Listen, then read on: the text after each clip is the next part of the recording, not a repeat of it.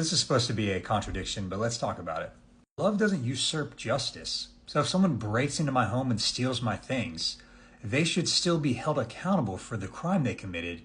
That doesn't mean I'm not called to love them as a human being. An even better example would be, even if a judge is very loving, doesn't mean they should let a criminal off the hook for the crimes they committed just because they love that person, because that would be injustice.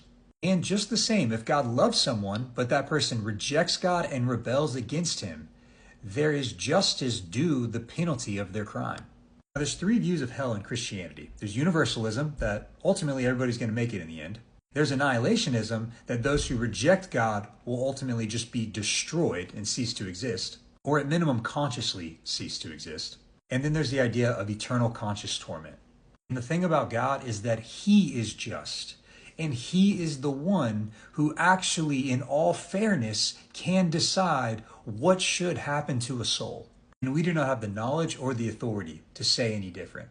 So ultimately, God will do what is truly just. If that's universalism, then that's what will happen.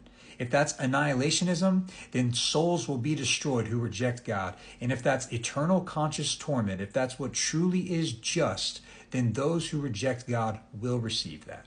And ultimately, this video fails to do two things. Acknowledge the different role that us as the creation has, as opposed to the creator and judge of all of humanity. And the second is failing to acknowledge that justice and love are not contradictory to one another.